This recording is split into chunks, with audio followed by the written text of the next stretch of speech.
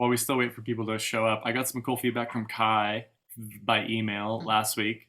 Speaking of Kai, I got some cool feedback from Kai by email this last week saying, you're giving us a lot of information on this stuff. Like there's a lot of information here, which is nice, but it's also like, should be more about transformation more than information. Or at least I wonder how to make that more of an emphasis of transformation rather than information. Which I was like, that's such a cool frame. And I opened up a Clubhouse room on Sunday morning called I saw that. teaching transformation, not information. And it was amazing because some of the first people that were in there were saying, if we define information broadly speaking, like the food we eat is a certain kind of information for our body, we're always transforming and we're always taking in information and metabolizing it into our thoughts and into our perspectives. And that one of the challenges that we have of teaching is getting people the information that they need to be able to transform that information. So I titled the room Transformation, Not Information. And it became like, well, we can't avoid information. So it's about how are we more careful about the information that we do get, that we can transform it into like healthy, like metabolize our information healthily, right? Because they're like, it's biological to transform. So long way of saying thanks for that feedback, Kai. It totally got me thinking about teaching and human transformation in a very generative way. And Samantha should be joining us today. Man, that is 2 for 2 where I say someone's name and then they just come in, or 2 for 3. I didn't say your name, Candace. Candace. Not you. Okay. Welcome. I'm really excited for today. I've been thinking about it. This is like a pivotal point in the entire workshop, because we're working on clarity of purpose today. And the way this is structured is that we start with a foundation of presence, and then we're moving on that. Our next big foundation is purpose, which is one of these, outcomes of the course, if we want to get teachy speaky.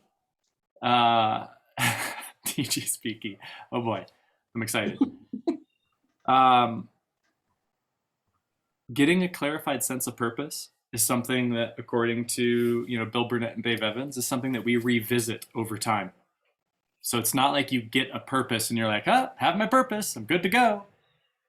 It's more like I need to revisit what my purpose is given my new situation that I'm in.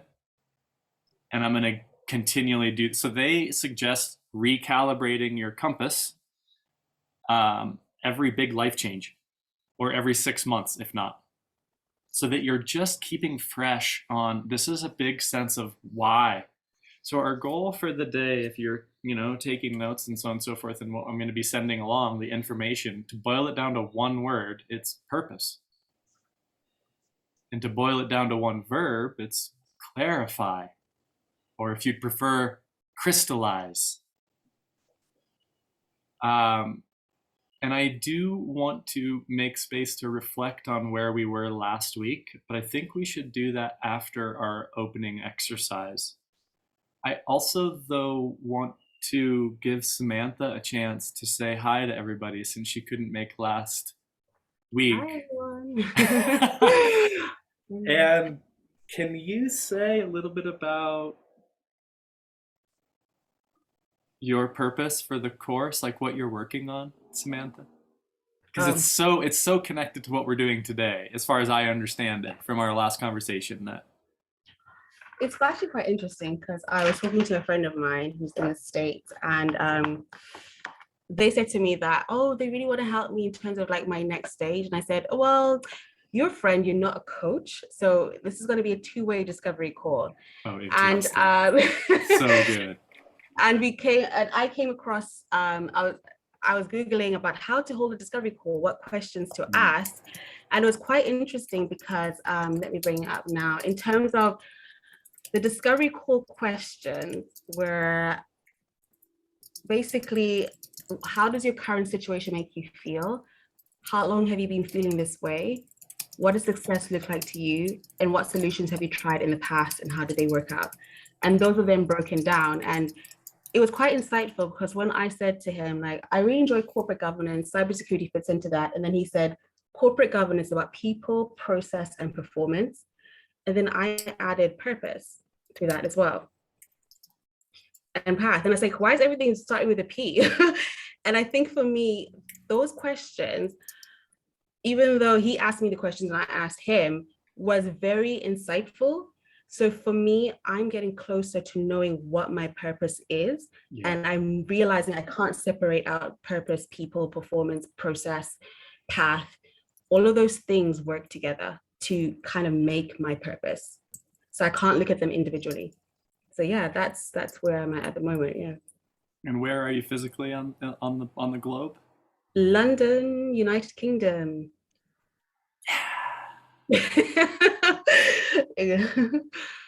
So, I thank you. It was more than what I was hoping for. We're going to do a kind of discovery call with ourselves. No, that's maybe a terrible joke. Um, Two questions. They're small ones. Number one, what is work for? Why do we work? Number two, what is life for? Why do we exist at all? So no, small, ordinary Tuesday questions. Why are we here? Okay, what is work for? And what is life for? And again, yeah, that's all I'm gonna say. We're gonna go if and per as free writing goes in Natalie Goldberg style, if something jumps up to you that's alive, start thinking about somebody and you go there, just go there. Just go with what is alive when you write, because there might be something interesting there in these questions. So don't feel the need to answer these questions, but that's what we're working on. Is what is work for and what is life for? Let's go about 13 minutes.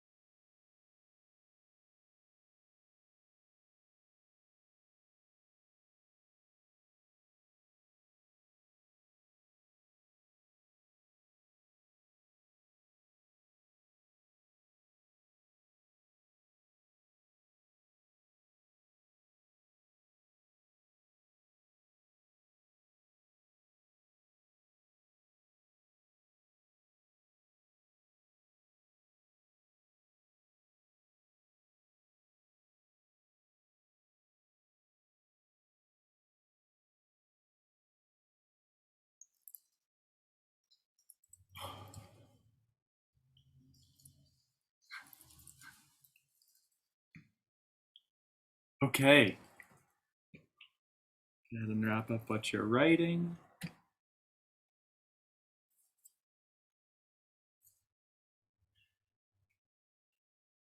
Do we want to share either things that happened last week that are relevant in terms of the presencing practice or the writing practice? Or anything? I do want to spend time on this big question on what is work and what is life for, obviously.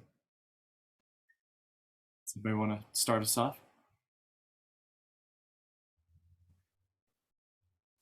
Go ahead, Samantha.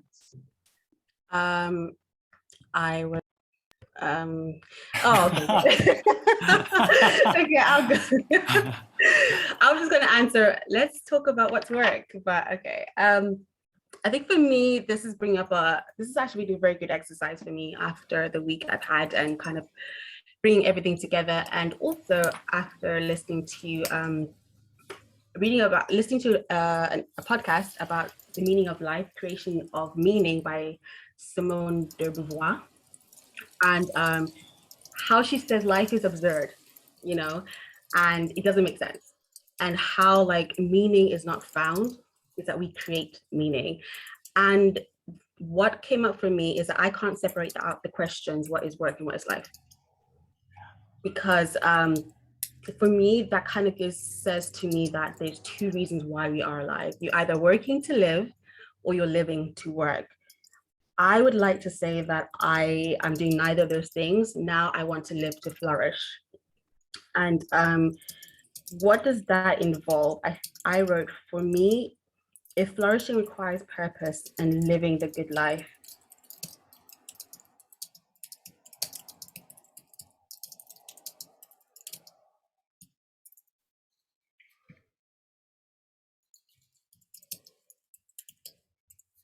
Am I the only one that lost Samantha? Doesn't look like it. I lost her. She seems frozen. She's frozen in London time.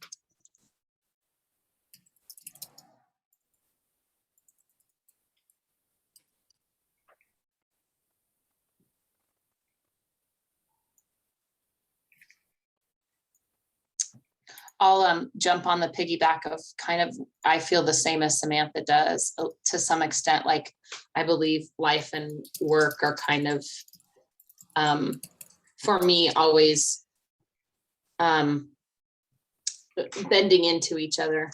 And I actually want it to be that way. I don't like, nor do I want to have this version of, well, I just have never done it this way, and I don't want to start now, where I'm disconnected from my work or from what it means to me, and I want to do meaningful work that, that I can make money with, but that is still doing simple good work, taking care of people, being in nature, laughing, listening to poems, having gratitude. All, like, this is a bunch of stuff that I wrote, and I think I just echo, I guess, Samantha in wanting to meld those two as one. And on a hilarious symbolic note, Yeah. one of my clients gave me this money tree. This little, I'll show it to you. I'll show it to you in a second. She gave me this plant, and it was a money tree. And I'm in the process of figuring out what I want to do next in work. And my old money tree plant died, but this new little mini money plant is growing. And I feel like, oh yeah, my old way of making money is going away, and maybe my new little money tree will be something different. So I love that. Well, I'm, as things die, it's never good because I'm not a really good plant mom, but the fact that I have a new money tree is nice. I don't know if you saw everyone light up when you shared your little tiny money tree, but that was a big hit on the. It's so cute. It really is, and Yeah. the symbology of it. I want a +3 or a +2 if the +1 on separation between work and life. Samantha just texted me. We have just had a random power cut. Maybe I might try to text her or send the invite. Okay, she's logging back in. Just take a few minutes. I also got that work and life aren't separate, and that, or in pre-industrial societies, our work kind of was our life. And so I did an interesting, I was just looking at how we do kind of keep our work and life separate and whether or not that's good or not. So, but I want to make, I want to make space for some more people here.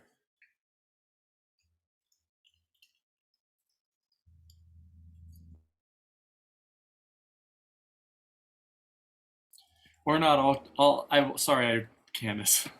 I can go. Yeah, okay, good. Yeah, It's up to I you. think Okay. it just connected with, I'm hearing meaning. So Jeannie said to do meaningful work that means something. And I also really liked your list, Jeannie, of taking care of people, listening to poems, being in nature as like the kind of quality things that have meaning. Because each of those is like a nice little insight into, there's something meaningful about that list put together. And like looking at that list of like, these are the things that I value: taking care of people, listening to poems, enjoying music, being in nature.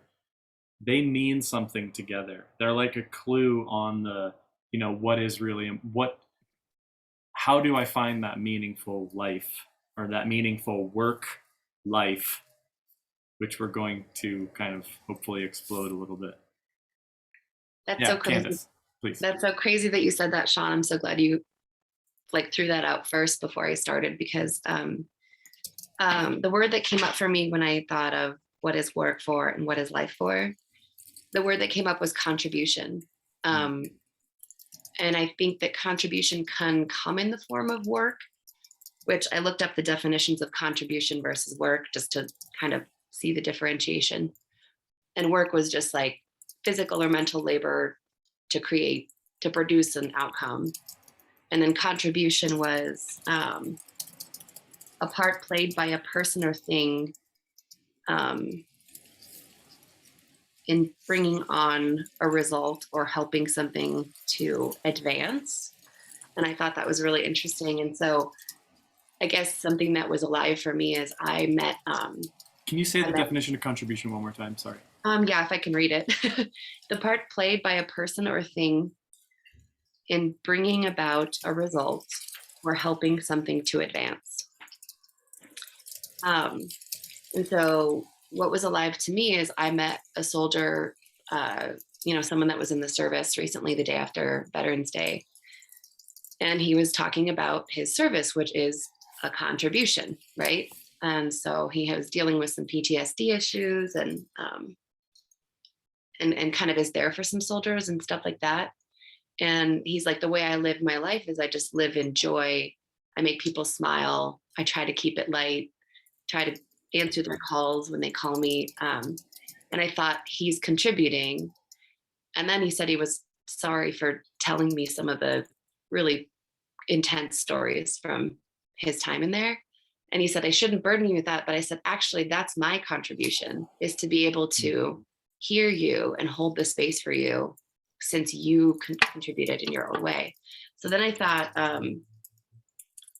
just like you said, that list, I think contribution can come in so many different ways. I think you can be the soldier, or you can be someone who supports the soldier when they come home, or you can be a nurse, or you can be an art teacher who raised a little creative being to be a nurse. So I think if you look at play as a contribution, and you look at every area of your life as contribution, even work, then contribution is the thing that makes life.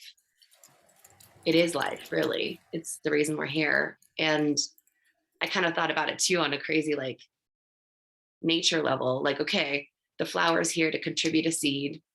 The seed is here to contribute to the bird's life. The bird poops out, fertilizes something else, and then everything has its contribution, big or small. And some of it isn't work. Some of it's just us being is a contribution, just smiling at someone on the street. So yeah, anyway, contribution was the big word that I was like, oh, that's how they all tie together: work, play, life, everything. So cool. So yeah, that's where I went with it. I can I love that, practice. Candace. I also wrote like that I think, this sounds sort of weird, but I feel like it's a vibe. It's an energy that I want to be in the world, like a way I want to be. And like, I don't know, I can't really put an exact sort of language on that, but I think I want to have a vibe around my work and my life. It's like Right. that thinking grateful thoughts and embodying gratitude. Like less than 4% of the people actually embody gratitude, where you feel that they're grateful, or and what that looks like. I want to try to catch Samantha up on what she missed while she's gone, and kind of circle back. Yeah, I think the universe didn't like what I was saying about working and jobs, so it cut me off. It wasn't the universe; it was Paul. No, just joking. I don't know. It was like, we need That was- workers in this world. Just a little too much for me, you know. That's fine. Yeah. I was, when you were talking about, you know, we can't separate work and life. We either work to live or live to work, and that you really want to reframe that, and that live to flourish first and Yes. foremost. Exactly. And then that's where you dropped out. Jeannie, and it made me think of the Maya Angelou quote that I put in the chat. My mission in life is not merely to survive, but to thrive, and do so with some passion, some compassion, some humor, and some style. Awesome. And as I saw that earlier today, Jeannie plus one that idea that work and life might not be so separate. To do meaningful work, simple, good work is like kind of really connected with life. She gave us a list of taking care of people, being in nature, listening to poems, and kind of doing this work. And then shared her her new money tree that she just got. Can you? It's small, but it's hinting at something new that's coming. Yes. And the old money tree in your hilarious symbology, that old money tree is no longer with us. But the Correct. new money tree is growing strong. But in the cyclical nature, I put it in the compost bin. So There you go. There you go. Processing shit. I highlighted that at least Jeannie was saying that this is about a question of meaning and a meaningful work and a meaningful life, at least in part. And then Candace said that work and life is about contribution, and that she gave us a definition of work. Thanks. Physical or mental labor to produce an outcome, and a definition of contribution, that is a part played by a person or thing in bringing about a result or helping something to advance.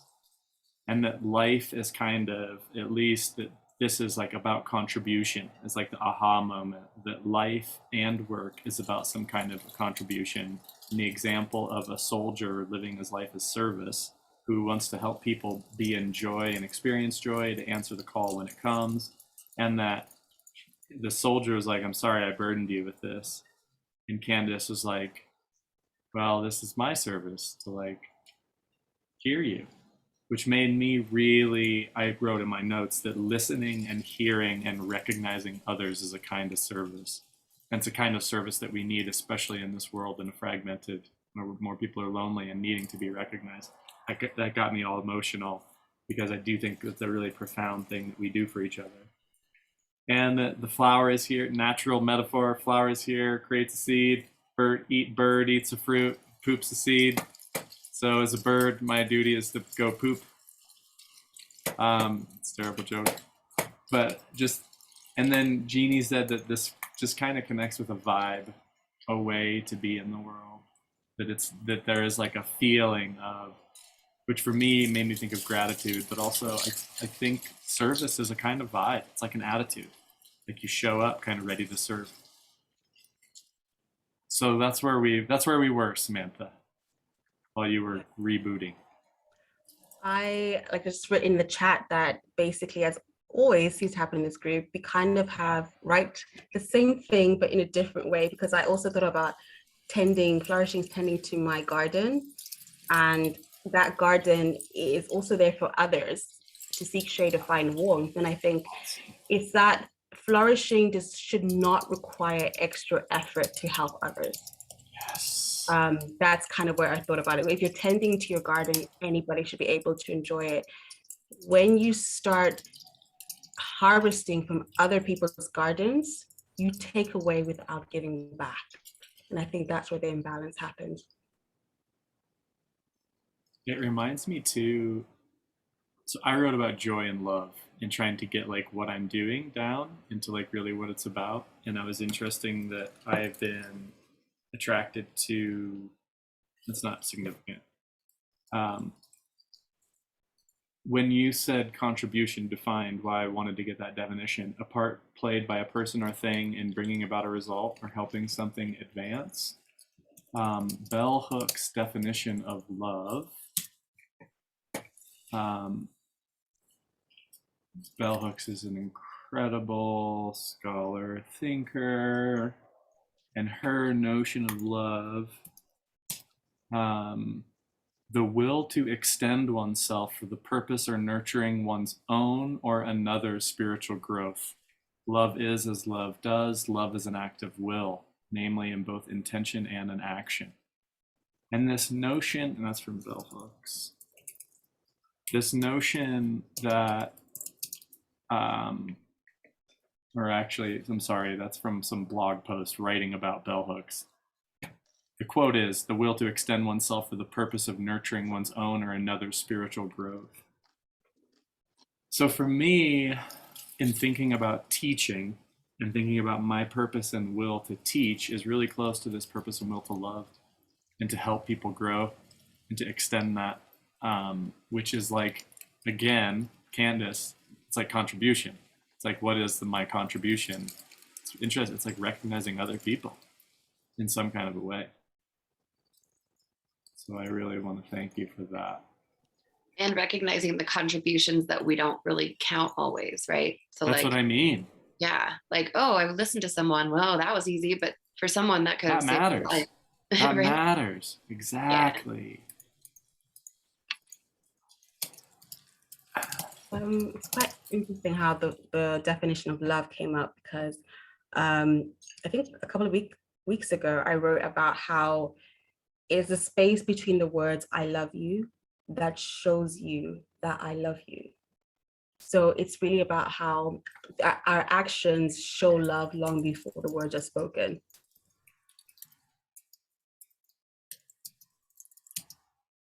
And I took that from that, I can't remember who said it about how it's the silence between the notes where the music plays or something along those lines, kind of like along that same theme.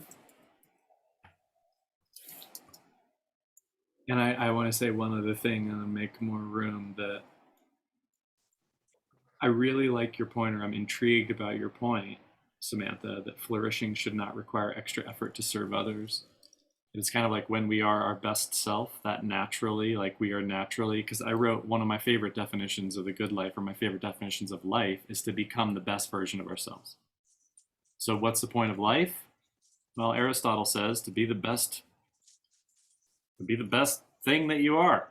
But you're not a thing, so the purpose of life is to be the best Sean that I can be, which the Army brilliantly took to, that's great branding, right? Be all you can be. It's from Aristotle, right?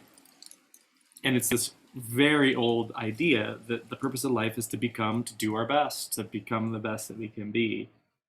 And it's just interesting that I think there's an interesting element of faith here, at least for me, that when I am being my best self and showing up as much as I can, that there is a service to others. I'm generating fruit that other people can enjoy. Yes. Choo choo on the train. So yeah. Everybody's doing the brand new motion. Come on, baby, do the lucky motion. Yes.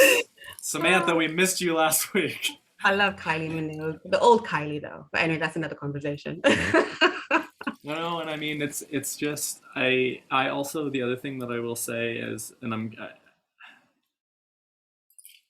it's different things have come up every time I've asked this question.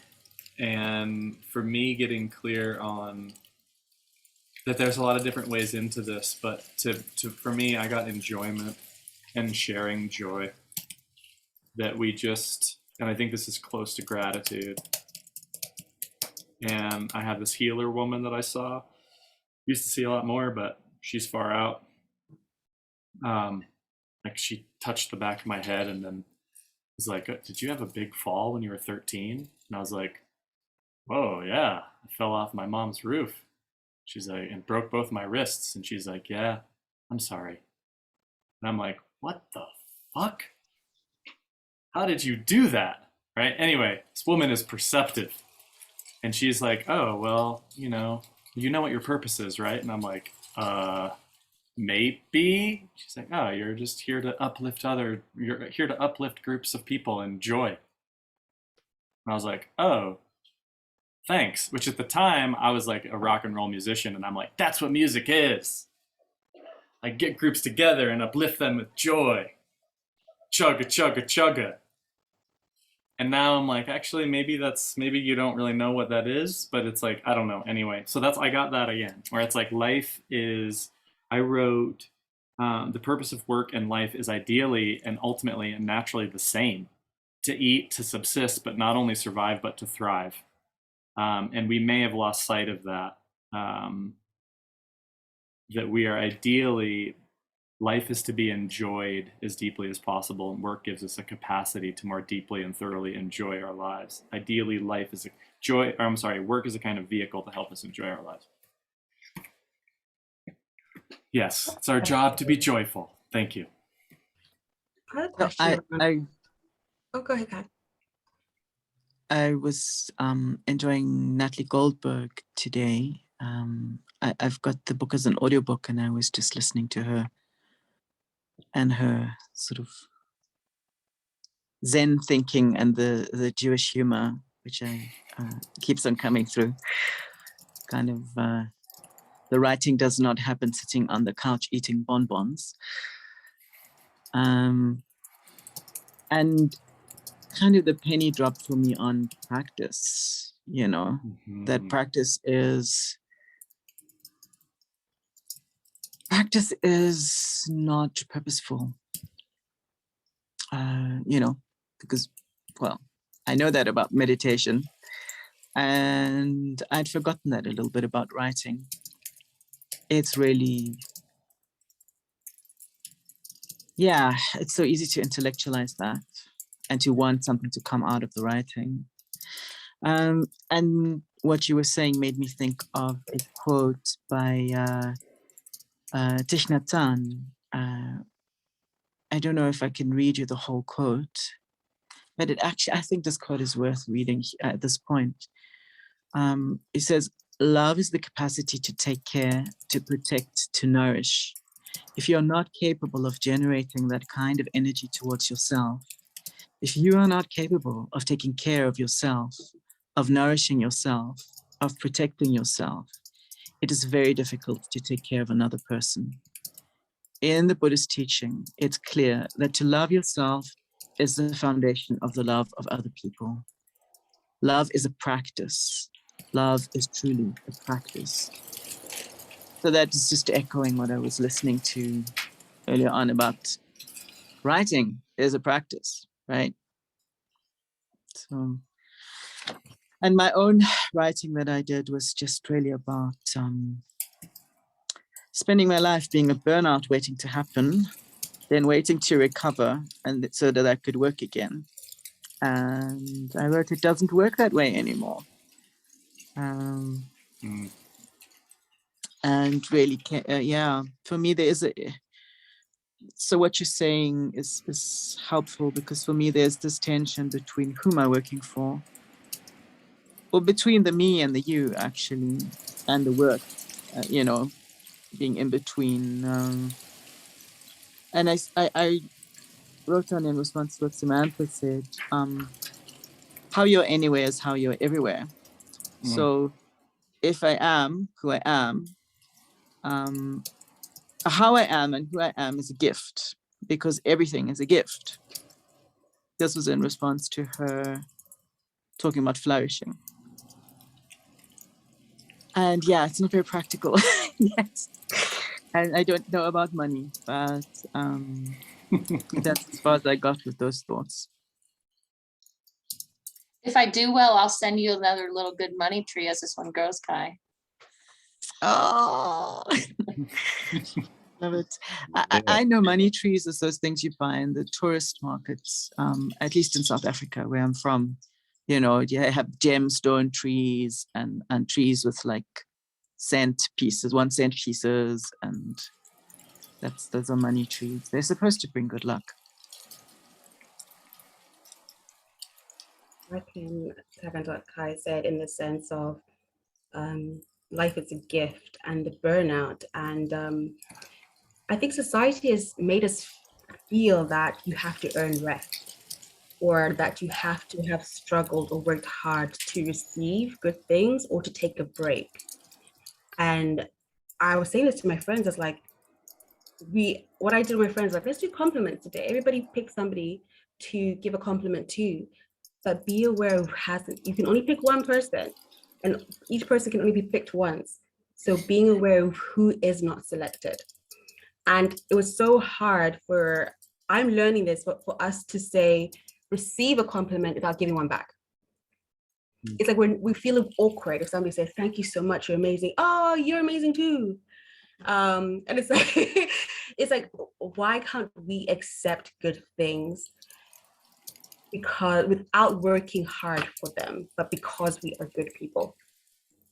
And that's for me, the burnout thing is, I've experienced that. I'm experiencing that right now. And when they say it can take you up to a year to even fully recover, because it's not about you, it's also about the systems and the structures you were working under. So you can't go back to that same environment as well. So they say you can't heal in the same place that hurt you. So knowing that our life is a gift, we have to be careful in which environment we allow that gift to be found.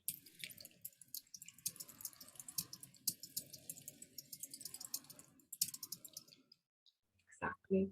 Comparison.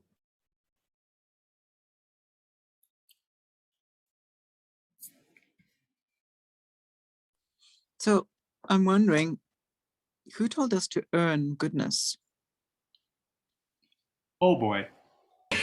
Oh, if you're good, you'll get a cookie. You know, interestingly, I mean, just really quickly, as I'm on this Christian theology kick, there's a debate between original sin and original blessing, at least in the Western world.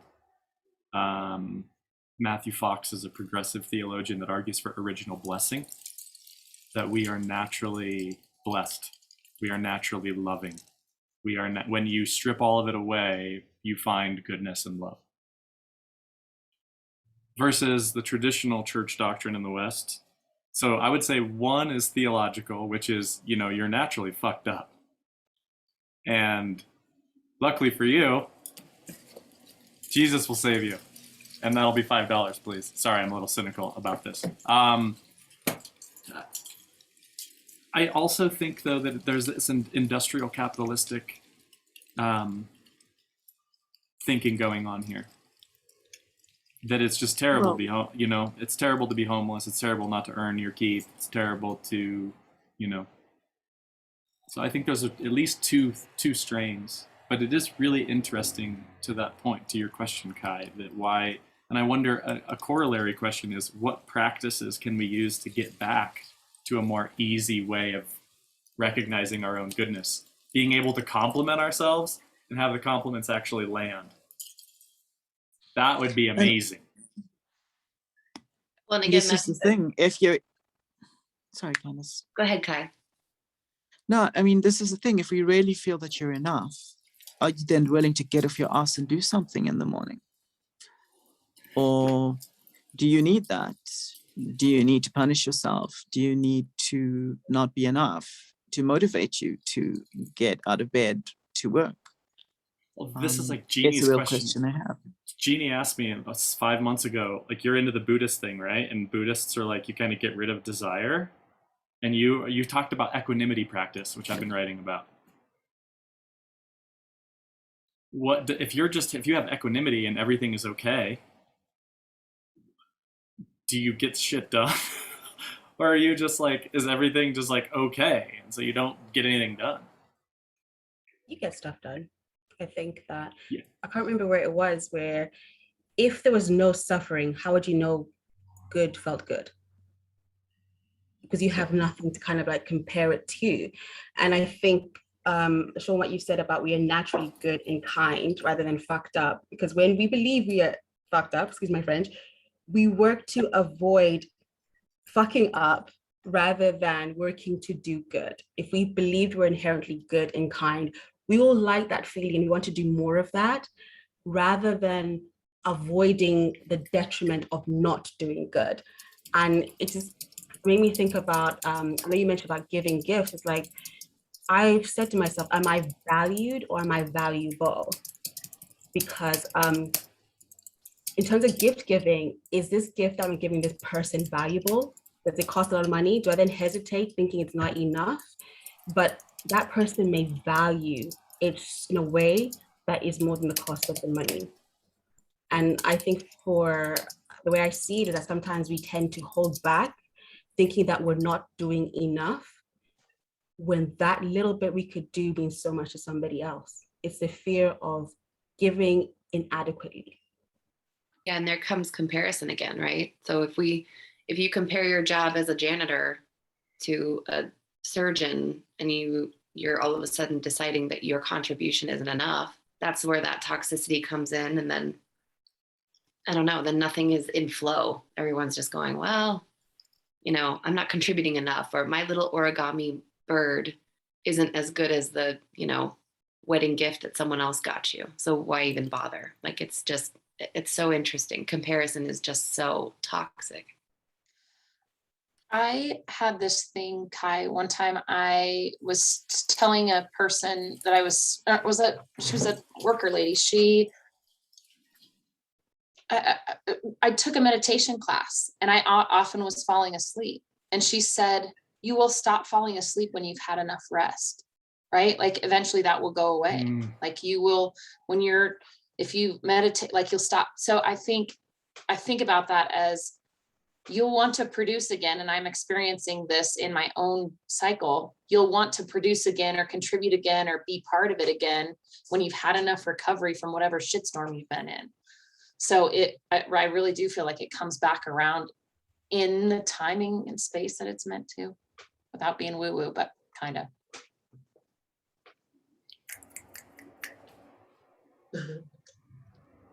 Paul. Yeah, woo woo reminds me of Mel Brooks. It makes me laugh. Shitstorm is what got my attention. All right, ladies and gentlemen, welcome to the stage, Paul. All this stuff about the meaning of life is all well and good, but when you're in a shitstorm, my writing, when I have made time to write, has been about, and it's very, very, very much first world problem kinds of shitstorms. It's just like one thing after another. It's more like distractions that are annoying. And it's for me, it's usually not clients, but friends, family, whatever, their distress that is usually heavy. And I'll find myself spending a lot of time this last week comforting people and thinking to myself, I haven't done my writing. I haven't written the freaking lyric in a month. I haven't, what am I doing, right? And it's like, hello. So, I over and over again kept in my writing coming back to this, because I like, in terms of my spiritual life, loving people is generally sacrificial in some way or another, right? And yet it's more of a blessing to give than receive. And so for me, the work in life was very much what you guys were talking about, which service, social justice, as the old philosopher Dean Koontz would say, brightening the corner wherever I am, Ooh.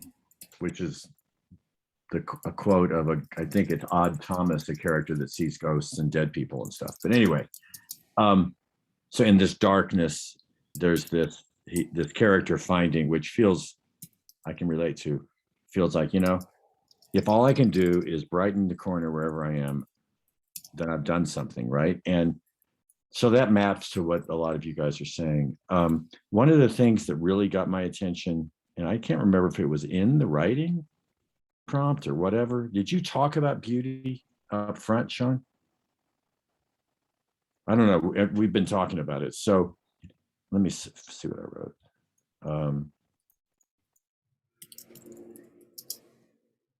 So for me, it's Dostoevsky, Beauty Will Save the World, and came to my mind because I'd seen it again recently. And I used to think that the only beauty I could create was music or lyrics. So it was all about that. Meanwhile, I was being a therapist and not seeing that as Connection. as beautiful, right? It's like, hello. And right, and that connection. And so not only is it about his work and our work and life about creating beauty, but they're also maybe, and this is getting back to the source and filling what did Natalie Goldberg call it? Or the artist way, that filling the cup or filling the pond or something, that recognizing the inherent beauty in the broken things of this world and recognizing beauty in other people and having the eyes to see that is where the ability to, like, I don't think, maybe maybe we're all inherently good. Maybe Matthew Fox, who I hadn't heard that in a long time, Matthew Fox, Hemi Now, and some of these sort of Christian mystics that are a little usually went away from the Catholic Church, right, and started writing. Maybe that might be it, but for sure, I have to experience goodness and love in order to give it. And, that's both through a spiritual life, but also through other people, allowing other people to be close enough to me to see that, let them see how cracked and fucked up I am, and then experiencing them loving me anyway, or spiritually being loved anyway, and having that sort of unconditional, to me, there's a tremendous amount of beauty in that. So that's my ramblings. I think I might have had one more thing. Recognizing the beauty in all things, and seeking to do that is, to me, a big part of living well. So I just wanted to chime in because that just hit me so hard, Paul, when you said, I think you said something about love and sacrifice. And I looked up the definition of sacrifice, and it's not very friendly or nice. But the one I found was an act of giving up something valued for the sake of something else regarded as more important or worthy. And that just hit me really hard, like, especially when we were talking about contribution, like, instead of living a life of sacrifice, which is, I think, what we've all been doing for so many years and we've been taught to do, can we live a life of contribution instead, where it's not like, I'm going to give this to you because you're more worthy of it than me. It's more like, I'm going to give this to you because we're both worthy and it's something I have that I can give. So in just wiping the word sacrifice, that's crazy. That's very divisive now that I think about it. So that was just amazing. That was like a crazy aha. Thank you for that. Wow. That's funny. I have and it may be my Jewish upbringing, but I have a positive spin on sacrifice. Like if I'm like when you said giving up something of value in service of something greater than that, that would mean for me like thinking I had to do something in order to be successful, and recognizing that that's not even the thing. It's sacrificing that paradigm for a greater one, like loving people. So that's kind of what I mean. But man, what the way you experienced it is an aha for me. Like that's sort of like how narcissists work, is they you know, live off of other people and see themselves as more valuable, not less. So yeah, so equalizing that equanimity, that's really interesting. Thanks for that, Candace. Kind of made me think about how, you know, nowadays you say, you are enough, I am enough, I am more than worthy. And I think I've said this a few times about how I have enough, and getting to the place where if we all had enough, it wouldn't be a sacrifice because you're not trying to bring somebody else up to the point where they have enough. And I think it's that, it's like martyrdom. It's like, oh, sacrifice all your hours, do this for charity, do this for the kids, do this for the dogs, for the whales, whatever it is. But it's like, am I giving from a place where I already am not enough? And am I using that giving to make myself worthy? And I think, Paul, what you said about the music and writing, because I realized that I stopped writing a while ago and I didn't know why. And I know that when I'm not in a good place, I stop listening to music. It just stops. And then that's how I noticed, I'm like, I haven't listened to music for a while. And I don't know whether it's something in music that, I have no idea what music does, but it kind of, I don't know, Sean, you mentioned about cognitive listening and non-cognitive listening. Would music fall into any of that, or put you on the spot there? No, I mean, it's really interesting because I just heard someone say that, you know, Howard Gardner talks about 7 kinds of intelligence: spatial, intrapersonal, interpersonal, mathematic, linguistic, kinesthetic, and number 7 is musical. And he was saying that the musical is what puts it all together. It's connected with everything. And I do think there's there's cognitive and non-cognitive aspects of that musical listening. There is some mathematical intelligence going on. There's some thinking about what goes next, but there's also a felt sense that's very difficult to put your finger on. And I have to, for Paul, this is just too cool. There is, I don't know if you know the Shekinah in Jewish theology, which is a sense. Basically, the Holy Spirit. Yeah. And when you said broken, one of the things that holy people are supposed to do in the Jewish tradition is to recognize the indwelling spirit of God in broken things. And by recognizing the indwelling spirit of God in broken things, it releases them to be unified with the whole.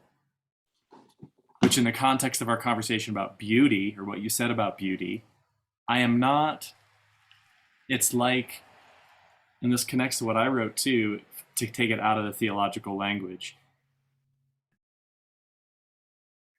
If you recognize someone for their wholeness or what in them connects to the whole, it's like there's that recognition or seeing that is, and what Candace said as well, that's part of what is, that's what life is in a certain regard, is this making whole.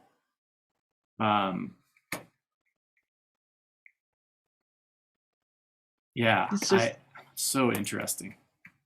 so funny when I hear Paul talk. I keep on thinking of lines in Leonard Cohen songs, and Leonard Cohen was yeah, I mean, he was Jewish, and so the line about the crack and everything, right? That's how the line gets in. And the other thing he mentioned was, I think it's the song "Repent." Anyway, had some problems. They were middle class and tame. I think it was one of the last songs he released before he died. I think it was one of the new ones. Can't remember now. But I thought of both of those. So yeah, now what you said as well. Yeah. I actually wrote down that Leonard Cohen line in my writing about the crack in everything. Oh, right now? Yeah, just a minute ago. That's thought transference. Yep. That's cool. And beauty. There's a philosopher at Oxford who has revived an argument by Plato. It's kind of obscure, but no, beauty in this case. I'm gonna say I've got a duty for beauty, and that's gonna be a new T-shirt for the Wisdom Workshop. On duty beauty duty. duty, beauty duty, on beauty duty. We can make them in little onesies for babies. On beauty duty, or Reporting duty for booty beauty. duty. The booty duty. Ooh, now you're talking. I think, wasn't that promised as part of signing up for this workshop? That's definitely a t-shirt. Now you got a t-shirt. It's merch, baby, merch. Sorry, Kai. I No, not couldn't. at all. No, it's good if we can laugh about stuff. Doesn't happen often enough, right? That's my intention for the course, to play more. And I've actually taken a job as a babysitter as a result of saying that I was going to do that. So let's see where I go with that. But that's not what I wanted to say now.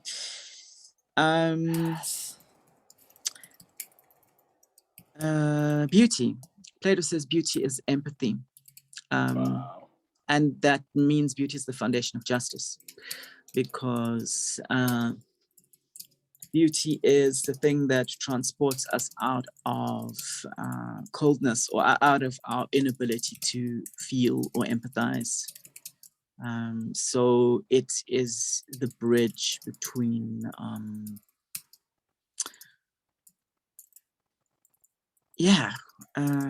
between us and the world, actually. And yeah, I mean, it comes down to empathy at the end of the day. Anyways, I started off writing about my washing machine and how much I love it when the washing machine works. Because I said, well, what is work for, you know? And then the washing machine breaks as well. And I don't love it when the washing machine breaks. And of course, the employers didn't like it very much when I couldn't work anymore. But that wasn't a problem because, you know, I was expendable. So I'm thinking about empathy in that way. And last thing I wrote, the thought that I came to was that, well, I love you, but I love me more. And if you do, we can make this work.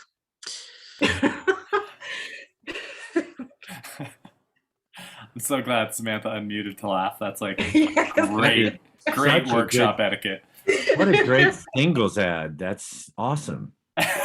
Yeah, another good T-shirt. I don't know. I don't know if this is a good thing to say, but it's like you needed servicing, Kai. Oh gosh. It's terrible. Well, yeah. You know, but honestly, like it's like I don't know how long it takes though. It might take a year. Psychologically speaking. Well, lost that IT job that I moved to the city for more than a year ago now. And yeah, in between dipped back into depression and actually twice. And so, yeah, I'm not sure how long it takes. I really actually have no desire to work. And I don't know how long it's going to take, because I don't know if anyone really does. Mm-hmm. think I have a desire to contribute. I just don't have a desire to do as much working as I've been doing most of my life. Yeah, I definitely wrote that down.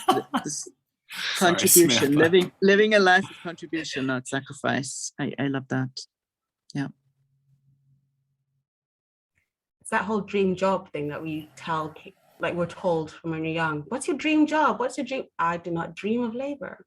I do not dream of a job. So I'm out. I can't have that conversation. Yeah. And my time is not your money, and my energy is not your money. You know what I mean? Exactly. And what's the That- did this come up in this? The young asks young John Lennon, "What do you want to be when you grow up?" John Lennon says, "Happy," and the teacher says, "I'm afraid you don't understand the question." And John Lennon says, "I'm afraid you don't understand life." Ooh. Yep. Yeah. Is that real? Did that really happen? I don't know. I read it on Facebook and I believed it. You fact check it. It's- We're the that's- fact checkers. It Great resonated. story. Terrifying. I would not be It surprised if resonated. it was real. It's like, you know nothing, Jon Snow. So I want to go to Tasha because you've been smiling a few times at some things. Yes, I'm just enjoying everyone. This is so great. And again, I'm keeping it simple Yes. with the, I was writing, and I looked through, and so many times I would talk about feelings and love and experiences, and those experiences that just take your breath away, and how I just, again with the tears, Yes. again, how I want to help people have those, and I want to experience those with my friends and my family and my kids and people I don't know. But yeah, that's it.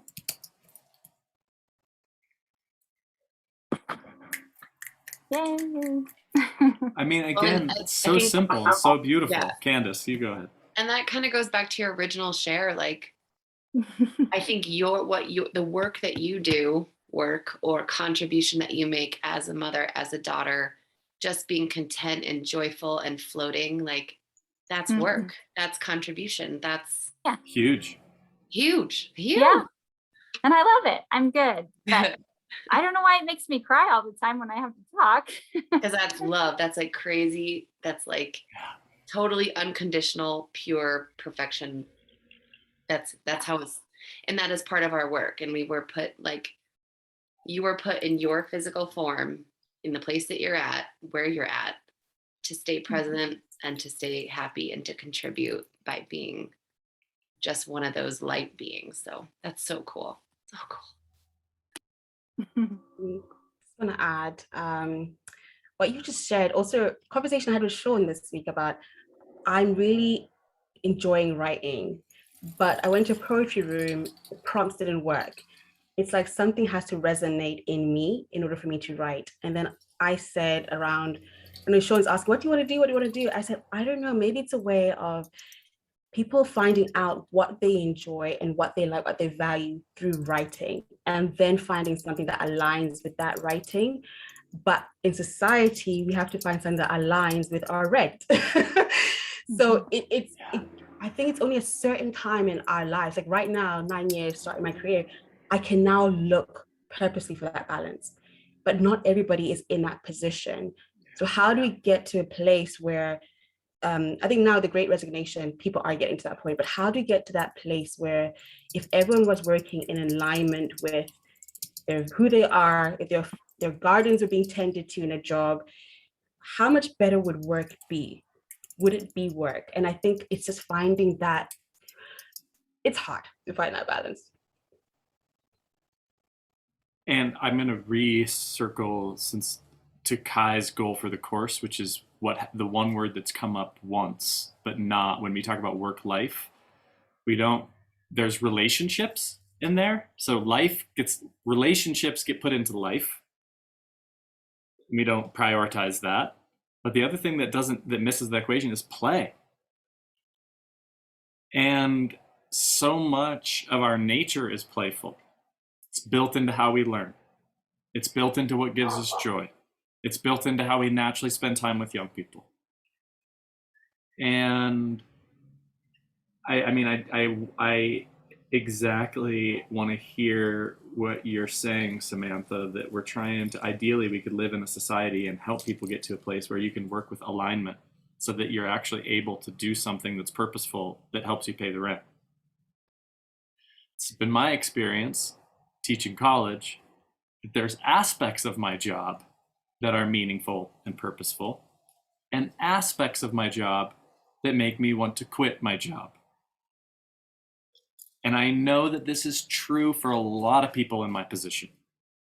And when the meter goes, man, I really hate dealing with students who want a higher grade for work they didn't fucking do. So much so, if I have to answer one more email on why I got a B on work that should have been a D, I'm gonna leave. Versus the teachers that are like, you know what? So I guess why I'm saying that as an example is I think another challenge on the table is to not just find work that we love. It's cliche and trite and powerful, but to find ways to love and be playful with the work that we may already have as another way in to this question. Sorry, Sean, I just want to say this. Good, Like that's in it. my note, I wrote welcome, be welcome, because I heard somebody say it this week in a TikTok. Somebody said, welcome what is, instead of like fighting with ourselves about what we expect it to be welcoming and in gratitude of what is. Let's go to work and drag. I mean, yeah, that's a good interview question for them. When you're in the interview and they're interviewing you, you're also interviewing them. Hi, I'd like to actually bring up my playful self to work. Is there room for that here? Well, what do you mean? I don't know. Can I come to work and drag? Are you okay with that? Oh, I'm noticing your hesitation. Thanks. That Ooh, interesting. Power. made me think at work. Actually, I think we need to ask ourselves, am I going to work right now or am I going to a job? Yes. And as soon as it's just from a work to a job, probably that's the sign. And again, I feel like there's a really interesting, there's some play here, not in the sense of like throwing a ball play, but in like some play, like in a like a ball bearing has play, right? It moves around. When we think about work and life, there's some play on how we show up at work. And there's some creative beauty in being like, you know what? I'm going to show up. I heard in a room yesterday that I love teachers that show up with a heart of humanity, that feel like when you see them teach, it's like they're so happy to teach. They're so grateful for the opportunity to teach. Those are the teachers I learned from. And I'm like, problem with a lot of teachers is that they don't want to be there. And that sucks for the students.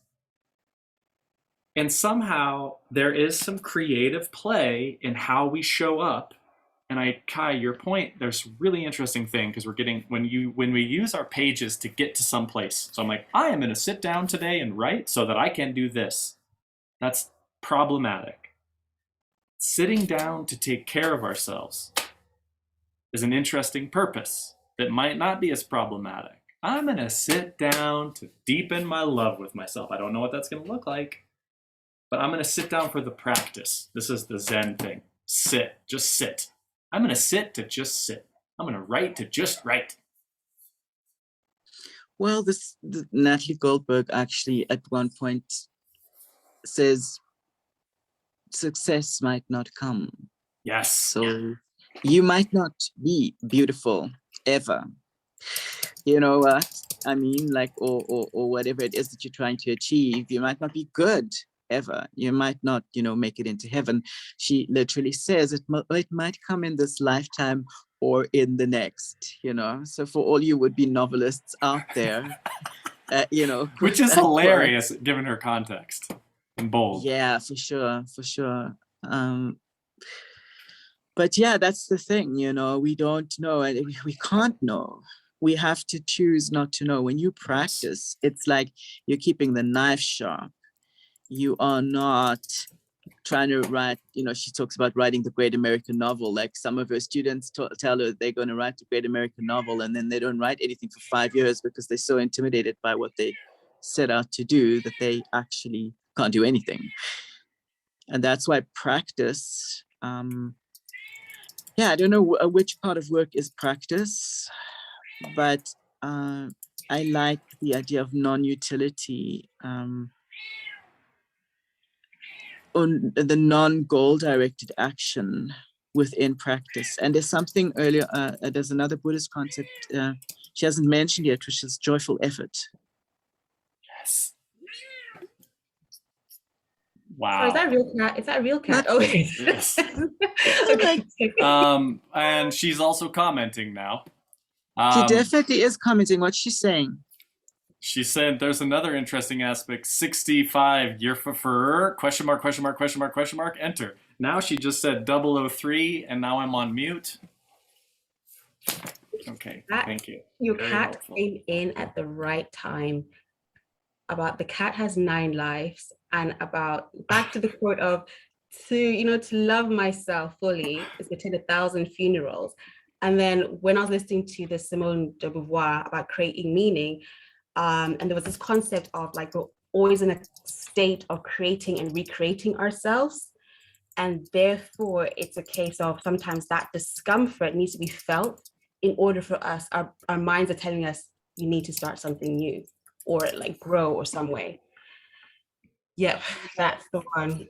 Samantha, I wrote this the other day. I was writing about curiosity. It might have been about after our last class, but I wrote, curiosity killed the cat. It's a good thing the cat has 9 lives. So like letting myself be more curious instead of being afraid of that curiosity. Shit. Kai said a word that I was typing in the chat as he said it for another wild mind transference, and it is the word effort. Because we haven't. Go ahead, Kai. Sorry. No. I mean, I want to link it to that. Do you think the cat thinks about why it's cleaning it?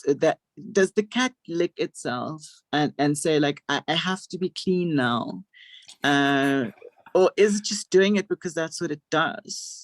I don't know. I mean, we'd have to ask the cat. And I don't know if it's joyful when it does that. But yeah, the idea with joyful effort is, of course, that you bring that attitude which converts it into flow. You bring the joy to everything, to washing the dishes, to whatever the hell it is, and you don't think about it, you just do it.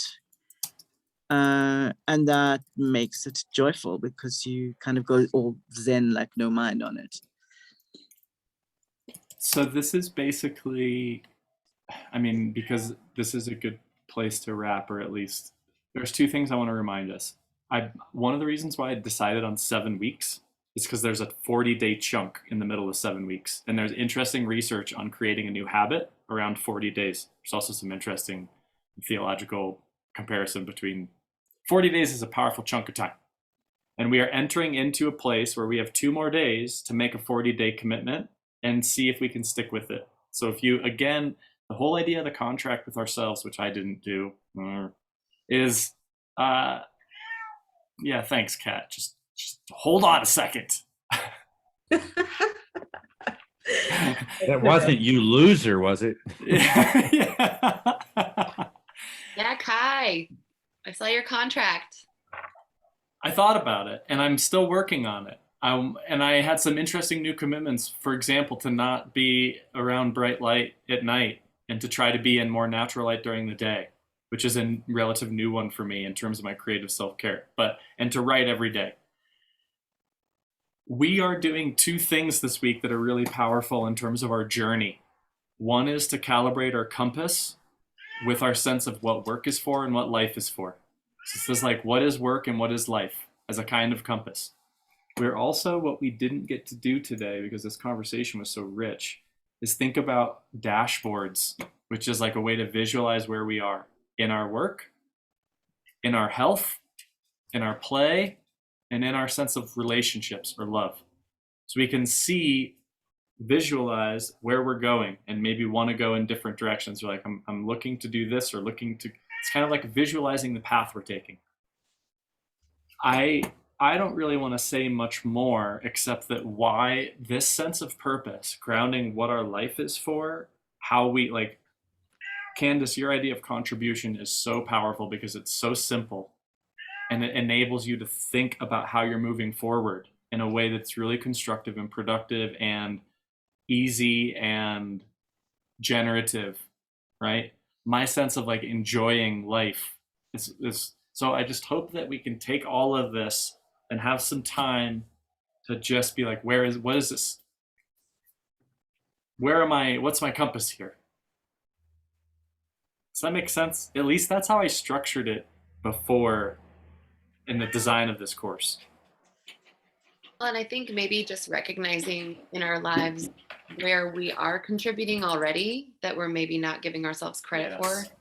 So like Gosh. Jeannie just answering the phone when you're like, hey, I just got to talk about something, So, or Jeannie just sending me an out of the blue message like, hey, thanks for what you said last week. I really appreciated it. Like that's a huge contribution.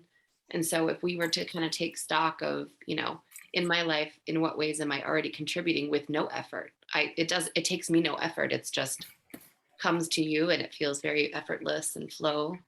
And then maybe which arenas can I build more space for contribution? And is there income in some of those arenas? Probably. And it probably could feel effortless to me. I just got to recognize those vessels for contribution, I guess. It Samantha. just felt really weird putting up my hand. It doesn't feel normal. That's strange how group norms are formed. You've never done the hand raising thing, so it feels weird. You join a new group, put up your hand. Anyway, I just want to say quickly, like I know we talk about saving the chat, and if you look at the chat box, and you press the 3 dots, you can actually download the chat. So then, therefore, like Sean doesn't have to like try and get the transcripts. We can just all have it. Why, thank you. What a nice contribution. Yeah. How easy it was to make. So do we have to do that as we're active before we leave, or is that something before Sean leaves, because he'll close down before you leave the meeting and before Sean closes it down, I think. Okay. Where does it save to? Probably, where? Probably in some Dropbox, some bullshit information. I'm just kidding. To the You cloud missed that, somewhere. Samantha, last week when Guy said. Yeah, I Oh don't my see that God. option for saving the chat on my phone, but I guess I will Oh, still right. I will still share it, and my notes are really good this time because people said really great things. So it's like there's a lot of cool stuff in my notes here. For some reason, I wrote all caps the Thich Nhat Hanh quote: "Love is the capacity to take care, protect, and to nourish. If you're not capable of taking care of, protecting, and nourishing yourself, you'll be unable to take care, protect, and nourish another." So that might be. I will share the chat regardless, and I know I should say to Leslie and Kyle, if you've gotten this far, we miss you, and this is really relevant to what both of them are working on in terms of stepping into new life works. Funny, life, work life. And Samantha's point, thriving, Language. playing. yeah, a life that works for you, a life that's generative and such. A life that flourishes for you. I don't know, because Yeah. Because work it's so mechanistic. I know, isn't it The disgusting? life that grows, It's all industrial era thinking. that Well, yeah. fertilizes, a life that shits for you. I was gonna say too, It is used to fertilize. Sometimes Wait, it is I think- good. All right. I was gonna I say think we too, should end on Kai, that note, Sean. Yeah. That's I was gonna perfect. say, based on that, that's kind of where we got this garden in the last class. We came to that because we said, I'm not a machine. I'm not a factory. I'm not here to build things for you. I'm here to, and then Sean said, I'm here to be a garden for us, for growth. And that ties back to what Cool. Samantha was saying. Samantha saying, so if you build a garden, Samantha, and it's beautiful and it's rich and it's abundant, it's serving the birds and the bees and the flowers, and it's serving your neighbor who gets to see it. And maybe you're physically giving abundance away to people. That's a contribution, whether it felt like work or not. So that's just so cool to bring it back around. It's no longer the industrial age. We're growing the good life. And Fertilize maybe yourself. communities. Sorry. And it's circular. It's circular. It's not just one way, sort of goal directed. Sorry. Right. Yeah. No, Sean just wrote in the chat, fertilize yourself, and it grossed me out. Yeah, okay. This is what happens when I have allotted 90 minutes of facilitation skills, and we go past that 90 minutes and I start putting fertilize yourself in the chat. You know, I So- hadn't thought about this, Sean, but who do we report inappropriate behavior? I Like know. this is, you're like, I flying think that's a solo. wonderful point about validation. Okay, like because I was trying to rethink income. Income meaning it's coming in, right? So whatever comes, it's Oh, gonna. It's interesting. the circular. It's the circular like thing. You have to like feed like all the time. The system, and you need to be fed by the system because it's not automatic that it comes back. You could just like I don't know, like I keep on writing all these wonderful notebooks like Natalie Goldberg, and like, well, if you never share them with anyone, and well, she happened to have a book that sold pretty well, but I don't know if she was ever rich, and I don't know that she didn't have a day job. She probably did. So yeah. You saying that, Kai, made me even go into, this is terrible, we're going all the way through, but like the whole digestive system, right? What do you take in? How do your body digest it? And then what do you leave behind? I mean, that's a big important part we have to think about. Like, okay, well, I took in the world, I took in content, I consumed things. I digested them emotionally, spiritually, physically.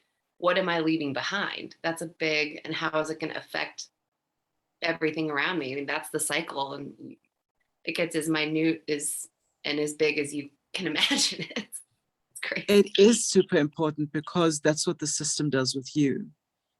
If you are part of the whole, you have to consider part of what whole, right?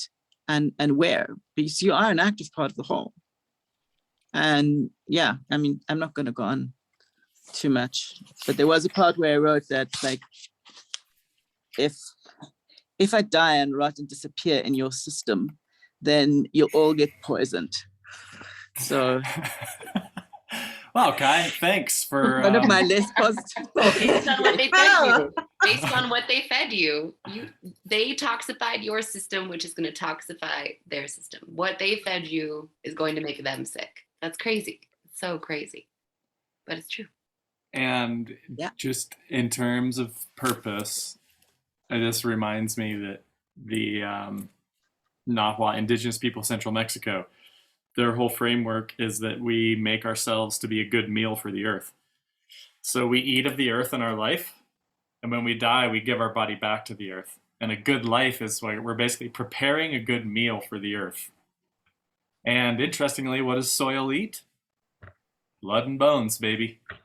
So we eat of the soil, and then the soil eats us. That was one of my academic advisors wrote a paper on that. We eat of the earth, and the earth eats us. A treatise in Nahua ethics. And is your boss going to come to your funeral? Okay, everybody. I hereby conclude this session, and with snaps. This is Samantha, and I am complete. This is Sean, and I am grateful for you all. And yes, thanks, Kai. let me know if you want to reach out. Please do. I will send along the prompts for this week. But we are kind of this course is kind of also working on the oscillation between free writing and life design. And we are moving into life design this week, which is compass and dashboards. Where are we going and where are we at? Which is the foundation for beginning life design. So we're building on free writing into life design. Then we're going to kind of do more free writing and life design, free writing and life design. All right. Thanks, Paul. And thanks for clarifying your last emoji, Samantha. I wish you all cat-like self-licking. Now we really need to end this thing. Okay, I'm Bye. bye. Thank you. That was a Bye. really fun one. It was fun.